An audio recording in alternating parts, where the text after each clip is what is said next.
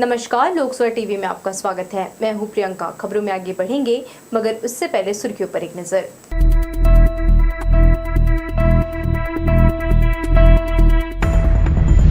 मतदाता सूची के आधार पर सर्वे करने पहुंचे कर्मियों को कांग्रेसियों ने बताया भाजपा का एजेंट। सिविल लाइन थाने में मचा हंगामा। खूटा घाट के टापू में प्रवासी पक्षियों का लगा डेरा। हजारों किलोमीटर दूर से पहुंचते हैं जंगहील पक्षी। बिलासपुर रेलवे स्टेशन में और 2 नए बनेंगे प्लेटफॉर्म। सुविधा बढ़ाने किया जा रहा प्रयास। और मुहर्रम की 10वीं तारीख को निकले ताजिए। गोल बाजार में देर रात तक जायरीन करते रहे दुआ फातिहा। तो ये थे सुर्खियां और अब खबरें विस्तार से। मतदाता सूची का स्थल निरीक्षण करने पहुंचे 3 लोगों को कांग्रेसियों ने पकड़ा और सिविल लाइन पुलिस के हवाले किया। कथित मीडिया कर्मी बनकर 2 युवती और एक युवक लोगों के घर घर जाकर मतदाता सूची का सत्यापन कर रहे थे। इनके पक्ष में भाजपाई थाने पहुंच गए। कांग्रेसियों का आरोप है कि यह भाजपा के एजेंट हैं जो मतदाताओं को भड़का रहे हैं। इस वर्ष के अंत में विधानसभा चुनाव होने हैं। इसके मद्देनजर राजनीतिक पार्टियां और तथाकथित निजी एजेंसी सर्वे करा रही है। रविवार को मसानगंज में मतदाता सूची का स्थल निरीक्षण करने पहुंचे 2 युवती और एक युवक को कांग्रेसियों ने पकड़ा और उनकी जमकर क्लास ली। दरअसल वार्ड के नागरिकों ने कांग्रेस के जनप्रतिनिधियों को बताया कि सर्वे करने आए युवक युवतियों के द्वारा पूर्व की भाजपा सरकार की उपलब्धि और वर्तमान कांग्रेस सरकार की कमियों को गिनाया जा रहा है। इससे नाराज कांग्रेस के पूर्व पार्षद तैयब हुसैन और कांग्रेस के पदाधिकारी दोनों युवक युवतियों को लेकर सिविल लाइन थाने पहुंचे और कार्रवाई करने की मांग की। पूछताछ में युवक युवतियों ने बताया कि किसी अनामिका दुबे के अधीन वह काम करते हैं, जो ऑल इंडिया मीडिया एसोसिएशन के नाम पर यह सर्वे उनसे करवा रही है। इसी बीच भाजपा के प्रवीण दुबे सहित कई नेता सिविल लाइन थाने पहुंच गए। कांग्रेसियों का आरोप है कि पकड़े गए युवक युवती भाजपा के एजेंट हैं, जो घर घर जाकर मतदाता सूची के सत्यापन की आड़ में भारतीय जनता पार्टी का प्रचार प्रसार कर रहे हैं। फील्ड में काम करने वाले 3 लोगों से हमने पूछा कि ये काम किसका है, तो उन्होंने किसी अनामिका दुबे का नाम बताया और उनका नंबर दिया। उनसे बात हुई तो उन्होंने भी कोई अनुमति की कॉपी नहीं दे पाने का बात किया और बताया कि मुझसे ऊपर एक सर हैं, उन सर का उन्होंने नंबर दिया, उन्होंने नाम नहीं बताया। सर से बात हुई तो वो भी अनुमति नहीं दिखा पाए, कोई आई कार्ड होने की बात वो बता नहीं पाए, मुझे टालते रहे, जिसके बाद हम लोग यहाँ थाने में आए हैं। मतदाता सूची का सत्यापन करने घर पहुंचे दीपक कुमार राजपूत, रेशमी नौरंग और छाया साहू के पक्ष में भाजपा के जनप्रतिनिधियों द्वारा बातचीत किए जाने पर कांग्रेसी भड़क गए, जिसको लेकर सिविल लाइन थाने में जमकर हंगामा हुआ। किसी संविधान में कहीं नहीं लिखा है कि किसी से क्वेश्चन करना गुनाह है। लिखा हो मेरे संविधान। मैं बता रहा हूँ ना, आप इनको भाजपा के कार्यकर्ता बोल रहे हो ना, और ये देश के लोग हैं, तो आप ले रहे हो भाजपा के कार्यकर्ता। गलत बात नहीं करना।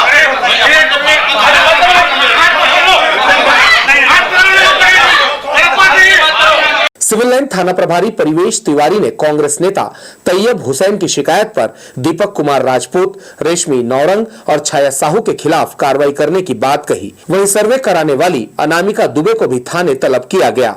मसानगंज में जो वार्ड है वहाँ पर कुछ जनप्रतिनिधि आज यहाँ थाने आए थे। उनके द्वारा ये कहा गया कि वहाँ पर कुछ प्राइवेट एजेंसी के लोग, 3 लोग हैं, 2 महिलाएं हैं और एक उसमें जेंट्स है, और ये लोग वहाँ पर घर घर एसोसिएशन के नाम से उनके पास एक कोई बात की जा रही है, तो उनको बुलाकर यहाँ पे तस्दीक की जा रहा है और पूछताछ के आधार पर जो सत्यता आएगी उस हिसाब से अग्रिम वैधानिक कार्रवाई उनके खिलाफ की जाएगी। नियम विरुद्ध कराए जा रहे सर्वे को लेकर सिविल लाइन थाने में जमकर विवाद हुआ। भाजपा और कांग्रेस के पदाधिकारियों के बीच जमकर तू मैं हुई। पुलिस की समझाइश के बाद दोनों पक्ष शांत हुए। इधर कांग्रेसियों ने इसे भाजपा का साजिश बताते हुए घर घर जाकर कांग्रेस के खिलाफ माहौल बनाने का आरोप लगाया। कैमरा पर्सन प्रदीप भोई के साथ आशीष मौर्य, लोकसभा टीवी, बिलासपुर। प्रदेश के हजारों ग्रामीण और शहरी कबड्डी खिलाड़ी हैं। कमियों के बावजूद अपनी लगन से कई खिलाड़ियों ने राष्ट्रीय स्तर पर छत्तीसगढ़ का नाम रोशन किया है। बैठक में शामिल 30 से अधिक जिला कबड्डी संघ बैठक में शामिल हुए। पदाधिकारियों ने प्रैक्टिस के लिए मैदान और खिलाड़ियों के लिए सुविधाओं की कमी का मुद्दा उठाया। इस साल प्रदेश में कबड्डी के कई आयोजन होंगे, जिसमें पुरुष महिला खिलाड़ियों के दल राष्ट्रीय स्पर्धा के लिए तैयार किए जाएंगे। छत्तीसगढ़ कबड्डी संघ के अध्यक्ष ने कहा, विभिन्न जिलों से आए प्रतिनिधियों से बैठक में चर्चा की गई है। खिलाड़ियों के हितों और प्रदेश में कबड्डी खेल का विकास करने कमियां दूर की जाएगी। रविवार को वार्षिक बैठक में कबड्डी संघ के पदाधिकारी शामिल हुए।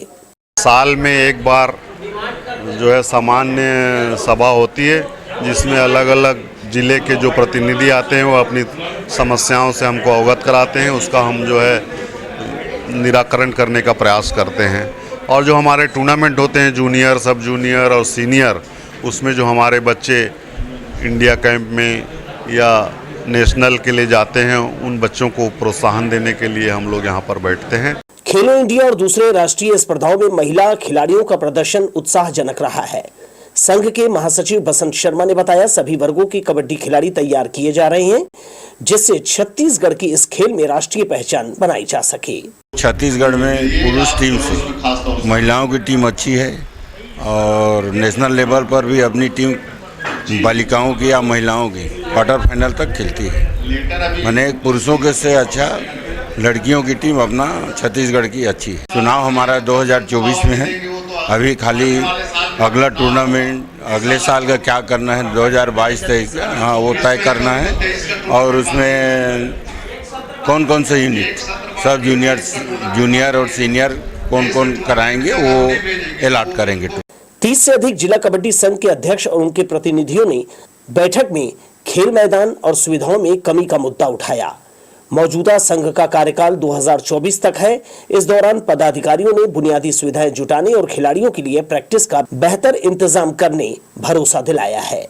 कैमरामैन सतीश साहू के साथ दिलीप जगवानी, लोकसभा टीवी, बिलासपुर। बैराज निर्माण की आड़ में अरपा नदी से रेत की खुलेआम चोरी की जा रही है। बैराज ठेका कंपनी के कर्मचारी डंप पर रेत की अवैध रूप से बिक्री कर रहे हैं। यही नहीं, बिना नंबर के ट्रैक्टर में चोरी का रेत परिवहन कराया जा रहा है। इसकी आड़ में ठेका कर्मचारी खुलेआम यह गोरख धंधा चला रहे हैं। पचरी घाट से प्रति ट्रैक्टर ट्रॉली रेत 1500 रुपए तक बेचा जा रहा है। शनिचरी के पचरी घाट से रेत का अवैध उत्खनन और परिवहन दिन दहाड़े किया जा रहा है। प्रकृति में होने वाले परिवर्तनों की सूचना देने वाले पक्षियों का एक ऐसा दल है जो प्रति वर्ष एक निश्चित समय में निश्चित स्थान पर हजारों किलोमीटर की यात्रा करके पहुंचते हैं। ये पिछले कई वर्षों से आ रहे होते हैं, अपना प्रवास काल पूरा करने और एक निश्चित समय के बाद अपने गंतव्य की ओर लौट जाते हैं। ईश्वर की बनाई हुई यह दुनिया विचित्रता और रहस्यों से भरी हुई है, जिनमें वन्य प्राणियों के अलावा बहुत से पक्षी भी शामिल हैं। इनमें से पक्षियों का एक ऐसा दल है जो इन दिनों रतनपुर स्थित खारंग जलाशय खूटा घाट के मध्य टापू के पेड़ों पर बड़ी संख्या में देखे जा सकते हैं। पंखों से उड़ान भरते हुए इनको आसमान में बड़ी ही आसानी से देखा और पहचाना जा सकता है। इनकी लंबी टांगे और टांगों का निचला भाग बाल रहित होता है। गर्दन लंबी और भारी होने के साथ साथ आगे की ओर पतली होती है। इस पक्षी को जंघील के नाम से जाना जाता है, जिसे अंग्रेजी में पेटेंट स्टार्क के रूप में भी सुना जा सकता है। इनका मुख्य आहार छोटी छोटी मछलियां और घुंगी है। पक्षियों का यह दल हजारों किलोमीटर की यात्रा कर रतनपुर के खारंग जलाशय खूटा घाट बांध में पहुंचकर अपना डेरा जमाते हैं। ये पिछले कई वर्षों से यहाँ आ रहे हैं, जिनका आगमन जून महीने के आखिरी में होता है। इन्हें देखकर किसानों के चेहरे में चमक आ जाती है और वे खुशी से झूम उठते हैं, क्योंकि उनके आने से यह संकेत मिलता है कि अब मानसून का फायदा लोगों को मिलने वाला है। काले काले मानसूनी बादल के साथ आने वाले यह पक्षी 3 माह यहाँ बिताने के बाद सितंबर महीने के आखिरी सप्ताह में फिर से अपने गंतव्य की ओर लौट जाते हैं। प्रवासी पक्षियों का यह 3 माह इनका प्रजनन काल होता है। इसके बाद अंडों से बच्चे निकलने के बाद वापस लौट जाते हैं। इनमें सबसे बड़े आश्चर्य की बात तो यह है कि प्रवास काल व्यतीत करने के बाद वापस जाते समय इनके बच्चे अगुवाई करते हैं, जिनका यह आनुवांशिक गुण इनमें स्वतः ही आ जाता है। बहुत पुराने समय से यहाँ पक्षियों का आना जाना जारी रहा है। जैसे ही ऋतु परिवर्तन होता है, ऋतु परिवर्तन के साथ पक्षी यहाँ पे आते हैं और अपना एक निश्चित समय वो यहाँ पे गुजारने के बाद वापस चले जाते हैं। चाहे वह वर्षा ऋतु का प्रारंभ हो या शीत ऋतु का प्रारंभ हो या ग्रीष्म ऋतु का प्रारंभ हो, इन ऋतुओं के प्रारंभ होते साथ ही पक्षी यहाँ पे आते हैं। उन्हीं में से एक पक्षी जो है जंगहील दाख या कंकारी जिसको हम लोग कहते हैं अपनी भाषा में, ये पक्षी जो है ये मानसून के आगमन के साथ ही छत्तीसगढ़ में प्रवास करते हैं और एक प्रकार से इसको मानसून दूत कहा जाता है। बगुला प्रजाति का यह पक्षी प्रतिवर्ष चीन, इंडोनेशिया, श्रीलंका, पाकिस्तान जैसे देशों से लंबी दूरी तय करके छत्तीसगढ़ के उन सभी निश्चित स्थानों में पहुंचते हैं जहां बड़े बड़े तालाब व बांध होते हैं। प्रत्येक वर्ष की भांति इस वर्ष भी खूटा घाट बांध में स्थित टापू में सैकड़ों की तादाद में काले और सफेद रंग के सुंदर सुंदर पक्षी देखे जा सकते हैं। इन्हें देखने के लिए पक्षी प्रेमी व प्रकृति प्रेमी प्रतिदिन यहाँ पहुँच रहे हैं। लोकस्वर टीवी के लिए रतनपुर से विजय दानीकर की रिपोर्ट। 1 अगस्त को मुख्यमंत्री के प्रस्तावित दौरे को देखते हुए नगर निगम प्रशासन ने सड़कों पर घूम रहे आवारा पशुओं को पकड़ने की कार्यवाही की। गौरतलब है कि 1 अगस्त को सूबे के मुखिया भूपेश बघेल बेहतराई स्टेडियम में युवाओं से संवाद करेंगे। शहरी क्षेत्र में नगरीय निकायों को सड़क पर घूम रहे गायों को पकड़कर गौठानों में पहुंचाने की जिम्मेदारी दी गई है, लेकिन बिलासपुर नगर निगम कभी कभार काऊ केचर के माध्यम से पशुओं को पकड़ने की कार्यवाही करता है। अब जब मुख्यमंत्री का बिलासपुर में दौरा है तो आवारा पशुओं को पकड़ने की कार्यवाही तेज हो गई है। आवारा मवेशियों को सड़क पर आने से रोकने और उन्हें पकड़ने के लिए नगर निगम की कार्यवाही चल रही है। इसके लिए हेल्पलाइन नंबर 07752471224 जारी किया गया है। इस पर फोन करने पर तत्काल टीम मौके पर पहुंचेगी। बरसात के मौसम में ज्यादातर मवेशी सड़कों पर आ जाते हैं और मवेशी मालिकों द्वारा उन्हें खुले में भी छोड़ दिया जा रहा है। मवेशियों को पकड़ने नगर निगम द्वारा लगातार अभियान चलाया जा रहा है। पिछले 1 महीने में निगम द्वारा मवेशियों को पकड़ने लगातार प्रयास किए जा रहे हैं। इनमें अब तक 1600 से अधिक मवेशी पकड़े जा चुके हैं। उन्हें शहरी एवं ग्रामीण क्षेत्र के गौठानों में रखा जा रहा है। हाईकोर्ट के निर्देश के बाद नेशनल हाईवे में आवारा बैठे मवेशियों को पकड़ने का काम निगम कर रही है और उन्हें चकरभाटा स्थित रहंगी के गौठान में रखा जा रहा है। थोक फल सब्जी मंडी तिफरा जाने वाला पहुंच मार्ग काफी जर्जर और खराब हो जाने से रोजाना यहां हादसे होते हैं। सड़क में बड़े बड़े गड्ढे लोगों के लिए मुसीबत का सबब बने हुए हैं। रविवार सुबह सब्जी से भरा एक ऑटो गड्ढे में फंसकर पलट गया और पूरी सब्जी सड़क पर बिखर गई। हालांकि इस घटना में कोई जनहानि नहीं हुई है, मगर महंगी सब्जी गिरकर खराब हो गई। थोक फल सब्जी मंडी तिफरा में रोजाना सैकड़ों छोटे बड़े वाहन लोकल और दिगर राज्यों से सब्जी लेकर यहां पहुंचते हैं, जिन्हें हर पल खतरा महसूस होता है। बिलासपुर रेलवे स्टेशन में प्लेटफॉर्म की कमी के कारण ट्रेनों के पहिए यार्ड में अब नहीं थमेंगे। जल्दी यहां 2 नए प्लेटफॉर्म बनेंगे, जिसकी तैयारी रेलवे ने शुरू कर दी है। 2 नए प्लेटफॉर्म बन जाने से इनकी संख्या 8 से 10 हो जाएगी। दक्षिण पूर्व मध्य रेलवे का मुख्यालय बिलासपुर में है। जोनल स्टेशन होने के कारण यहां सुविधाओं का विस्तार भी उसी तरह किया जा रहा है। कुछ दिनों पहले स्टेशन उस पार के लोगों के लिए प्रवेश द्वार की सौगात दी गई। इसके अलावा जनरल टिकट काउंटर भी बनाया गया। इसके बाद भी रेलवे ने कई ऐसी योजनाएं बनाई हैं जिससे यात्रा न केवल सुविधाजनक होगी बल्कि ट्रेनों की गति भी बढ़ेगी।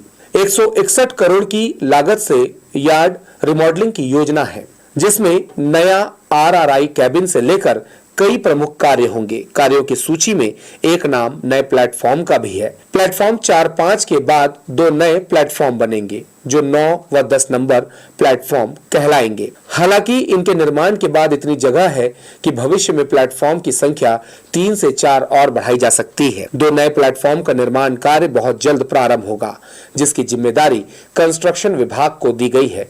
दोनों नए प्लेटफॉर्म वर्ष 2024 तक बनकर तैयार हो जाएंगे, जिसका काम इन दिनों बिलासपुर स्टेशन के दूसरी छोर में दिखने लगा है। कैमरामैन राजा खान के साथ Bhupendra Singh Rathore, Lokswar TV, Bilaspur. Zonal station के प्लेटफॉर्म नंबर 1 से अभी भी ओवरलोड माल गाड़ियां गुजर रही हैं। कुछ दिन पहले इसी लापरवाही के चलते शेड क्षतिग्रस्त हो गया था। इस घटना के बाद भी रेलवे मानने तैयार नहीं है। इसकी वजह से यात्रियों की जान को भी खतरा बना हुआ है।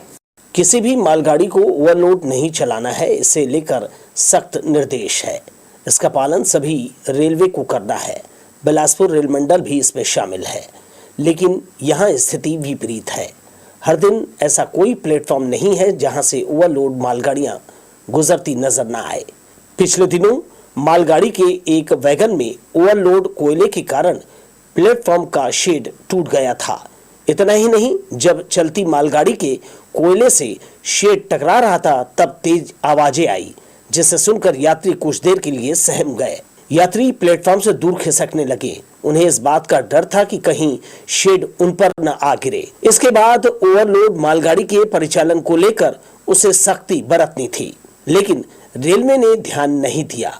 यही वजह है कि रविवार को इसी प्लेटफॉर्म से मालगाड़ी गुजरती नजर आई, जिसके सभी वैगन में ओवरलोड कोयला था। स्थिति तो अब तब टकराने जैसी थी, हालांकि ऐसा नहीं हुआ। मालगाड़ी यहां से गुजर गई। थोड़ी देर बाद दोबारा इसी प्लेटफॉर्म पर एक और ओवरलोड मालगाड़ी फिर से दिखाई दी। इसके बाद भी रेलवे के किसी भी जिम्मेदार अधिकारी ने इस पर ध्यान नहीं दिया। इसे पूरी तरह नजरअंदाज कर दिया गया। मालगाड़ी परिचालन के दौरान एक नियम यह भी है कि कोयला हो या अन्य सामान, जब अनलोडिंग साइट के लिए रवाना हो सभी वैगन ढके होने चाहिए। रेल मंडल में इन नियमों का पालन नहीं किया जाता, जिसके चलते डस्ट उड़ता है। इससे न केवल पर्यावरण को नुकसान है, बल्कि यात्रियों की सेहत पर भी प्रभाव पड़ता है। इस अव्यवस्था को दूर करने के लिए रेलवे प्रशासन ध्यान नहीं देता, जिसका खामियाजा आम लोगों को भुगतना पड़ रहा है। लोकसभा टीवी के लिए कैमरामैन राजा खान के साथ भूपेंद्र राठौर की रिपोर्ट। देश के कोने कोने से निकलकर केंद्र और राज्य के लाखों कर्मचारी दिल्ली में जुटेंगे। पेंशन निधि विनियामक और विकास प्राधिकरण को रद्द करने समेत उनकी 5 मांगे हैं। इस पर चर्चा करने रविवार को संयुक्त सम्मेलन में राष्ट्रीय अध्यक्ष सुभाष लांबा शामिल हुए। अखिल भारतीय राज्य कर्मचारी महासंघ और confederation of central government employees and workers नई पेंशन स्कीम के पक्ष में नहीं है। उसने PFRDA को रद्द करने की मांग की है। रविवार को हुए संयुक्त राज्य सम्मेलन में शामिल राष्ट्रीय अध्यक्ष सुभाष लांबा ने कहा, देश में बेरोजगारी खत्म करने के बजाय केंद्र सरकार निजीकरण पर जोर दे रही है।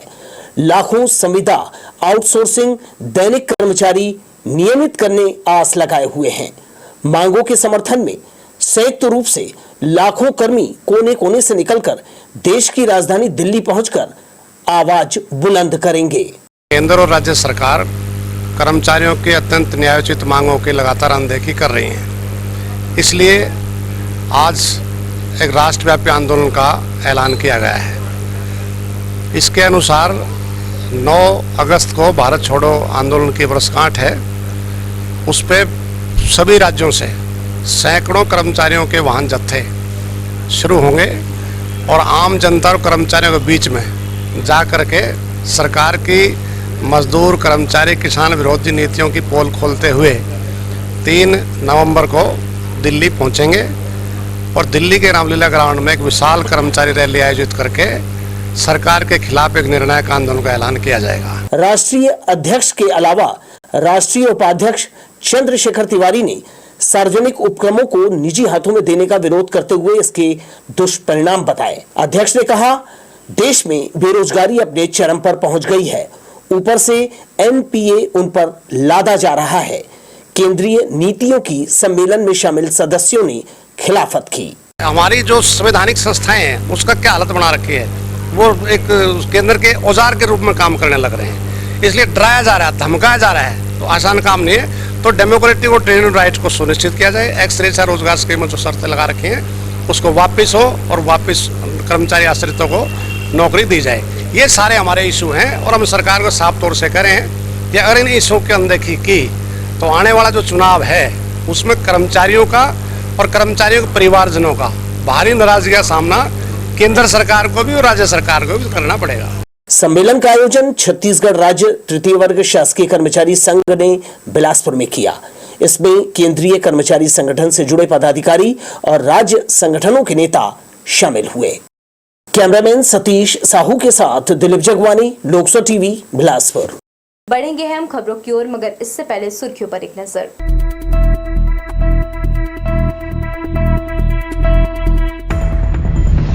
मतदाता सूची के आधार पर सर्वे करने पहुंचे कर्मियों को कांग्रेसियों ने बताया भाजपा का एजेंट। सिविल लाइन थाने में मचा हंगामा। खूटा घाट के टापू में प्रवासी पक्षियों का लगा डेरा। हजारों किलोमीटर दूर से पहुंचते हैं जंगहील पक्षी। बिलासपुर रेलवे स्टेशन में और 2 नए बनेंगे प्लेटफॉर्म। सुविधा बढ़ाने किया जा रहा प्रयास। और मुहर्रम की 10वीं तारीख को निकले ताजिए। गोल बाजार में देर रात तक जायरीन करते रहे दुआ फातिहा। करबला की जंग में शहीद हुए हजरत इमाम हुसैन की याद में हर साल मुहर्रम में ताजिए निकाले जाते हैं। इस महीने के 10 दिनों तक मुसलमानों के घरों में कुरान खानी, मिलाद, रोजा, नमाज और कुरान की तिलावत की जाती है। 10वें दिन ताजियों को शहर में भ्रमण कराकर उन्हें रात में ही विसर्जन कर दिया जाता है। शनिवार की रात शहर में जगह जगह ताजिया और सवारियों की धूम रही। मुस्लिम कैलेंडर के मुताबिक मुहर्रम का महीना साल का पहला महीना कहलाता है। जहां इस नए साल का मुस्लिम समुदाय स्वागत करता है, वहीं इसी माह में हज़रत पैगंबर के नवासे इमाम हुसैन सहित उनके 72 साथियों की शहादत को भी याद कर मुस्लिम गमज़दा रहते हैं। इस महीने शुरू के पूरे 10 दिनों तक मुस्लिम घरों में रोज़ा, नमाज, कुरान ख्वानी, कुरान की तिलावत, मिलाद का आयोजन किया जाता है। मुहर्रम की 10वीं तारीख को जगह जगह हज़रत इमाम हुसैन की याद में ताजिए निकाल कर उनकी शहादत को याद करते हैं। शनिवार की शाम को इस मौके पर शहर की अलग अलग कमेटियों के द्वारा एक से बढ़कर एक ताजियों को बनाकर शहर का भ्रमण कराया गया। सदियों से चली आ रही इस परंपरा का निर्वहन करते हुए मुस्लिम कमेटियों के उत्साही बच्चे, युवक और बुजुर्गों के माध्यम से पूरे एहतराम के साथ ताजिए निकाले जाते हैं। इस दौरान शहर में मन्नती सवारियां भी गश्त कराई जाती हैं। अलग अलग मोहल्लों से निकले ताजिए गोल बाजार में आकर सभी मिलते हैं। कोतवाली चौक से लेकर कंपनी गार्डन के बीच मौजूद तमाम ज़ायरीनों को ज़ियारत कराने के बाद देर रात इनका विसर्जन कर दिया जाता है। हम लोग 20 साल से ताजिए बनाते आ रहे हैं। हमारा ताजिए बनाने वाला है नावेद बख्शी। ये पूरा अपने दम में अपने पैसे से पूरा ये कार्य करता है और सारे कमेटी के लोग इसमें शामिल होते हैं। हमारे हज़रत इमाम हसन हुसैन हज़रत अली के नवासे उनकी शहादत की याद में रोज़े इमाम हसन हुसैन की याद में रोज़ा निकाला जा रहा है। ये झोपड़ा पारा, नजरलाल पारा, सिरगिट्टी, बिलासपुर, छत्तीसगढ़ से निकाला जा रहा है। कब्रस्तान जाएंगे ठंडा करने के लिए। मुहर्रम के मौके पर जो हमारे पैगंबर मोहम्मद साहब हैं, उनके नवासे जिनको करबला में जंग में शहीद किया गया था, तो ये हक और जो बातिल की जंग थी उसमें इनकी शहादत हुई थी। उनकी शहादत के मौके पर उनकी याद में ये ताज़िएदारी की जाती है जो पिछले 99 साल से झोपड़ा पारा, नजरलाल पारा में कायम है। हालांकि अब पहले की तरह काफ़ी ऊंचे और भव्य ताजियों की बजाय छोटे और काफ़ी खूबसूरत ताजियों के निर्माण का यहाँ चलन बढ़ा है। ज़ायरीन देर रात तक इनका दीदार करते हुए फातिहा पढ़कर इनके नीचे से गुजरते हैं ताकि इनके और परिवारजनों की बलाएं, परेशानियां दूर हो जाएं। इसके साथ ही इस मौके पर शहर के अलग अलग मोहल्लों में लंगर का भी इंतजाम किया गया, जहां लोग बड़ी संख्या में आकर पुलाव ग्रहण करते हैं। शनिवार रविवार की देर रात तक गोल बाजार में ज़ायरीनों और ताज़ियादारी का माहौल बना रहा। लोकसभा टीवी के लिए कैमरामैन जयेंद्र गोले के साथ इरशाद अली, बिलासपुर। भृत्य संवर्ग के कर्मचारियों ने ग्रेड 3 में पदोन्नति की लंबित मांग पूरा करने कहा है। जिले के शिक्षा विभाग में इनकी संख्या लगभग 60 है। लघु वेतन विभागीय समिति के अध्यक्ष शब्बीर अंसारी ने कहा, जिस तरह राजस्व और दूसरे शासकीय विभागों में चतुर्थ श्रेणी कर्मचारियों को पदोन्नत किया गया है, इसका लाभ शिक्षा विभाग में दिया जाना चाहिए। बैठक में आगामी रणनीति पर चर्चा की गई। सदस्यों ने सर्वसम्मति से मनीषा भारद्वाज को महिला प्रकोष्ठ का अध्यक्ष नियुक्त किया। 15 साल से हमारे शिक्षा विभाग में बिलासपुर जिला में जो चतुर्थ श्रेणी कर्मचारी है उनका प्रमोशन नहीं हुआ है।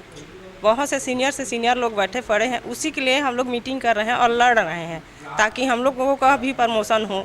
हमारी रणनीति यही है कि विगत 15 साल से जो हमारा पदोन्नति का मांग जो रुका हुआ है उसको हमको पूरा करवाना है ईओ सर के माध्यम से कि राजस्व विभाग में जिस तरीके से 25% को 50% में शिथिलीकरण किए हैं, वैसे हम भी चाह रहे हैं कि हमारे शिक्षा विभाग बिलासपुर जिले के लिए शिथिलीकरण एक बार कर दें शासन। बिलासपुर रेलवे स्टेशन के सामने प्रीमियम पार्किंग का ना तो अधिकारी मॉनिटरिंग कर रहे हैं और ना ही ठेकेदार ने अब तक कोई रेट लिस्ट लगाई है। मनमाने ढंग से ठेकेदार लोगों से वसूली कर रहा है, जिससे यात्रियों की जेब अतिरिक्त ढीली हो रही है। नए ठेके में इस पार्किंग में केवल 4 पहिया वाहनों की ही पार्किंग करने और उससे शुल्क लेने की अनुमति दी गई है, मगर जो पेटी कॉन्ट्रैक्टर यहाँ वसूली कर रहा है वो सारे नियमों की धज्जियां उड़ाते हुए अपनी मनमानी यहाँ चला रहा है। जीआरपी थाने के सामने 2 पहिया वाहनों की पार्किंग कराई जा रही है।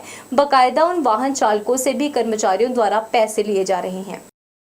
प्रभात चौक चिंगराज पारा के पास आते जाते लोगों को तलवार लहराकर डराने धमकाने वाले आदतन अपराधी के खिलाफ पुलिस ने 25-27 आर्म्स एक्ट की कार्यवाही की है।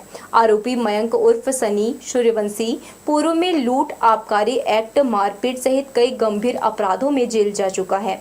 रविवार की सुबह वह हाथ में तलवार लेकर लोगों को डरा धमका रहा था। सरकंडा पुलिस ने मौके पर पहुंचकर आरोपी से तलवार जब्त कर उसके खिलाफ कार्यवाही की है।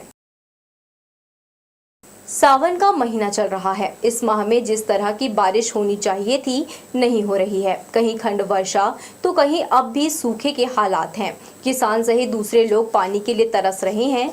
जिन नदियों में इस समय पानी का सैलाब होना चाहिए था वहां अभी थोड़ा बहुत पानी बह रहा है। शनिवार की रात रपटा में जरूर थोड़ा ज्यादा पानी दिखाई दिया। पहले की तरह पानी अब यहाँ नजर नहीं आता है। ऐसा लगता है कहीं पहाड़ी क्षेत्र में कुछ पानी गिरा होगा तो उसी का असर नदी में बढ़े जलस्तर के रूप में दिखाई दिया है।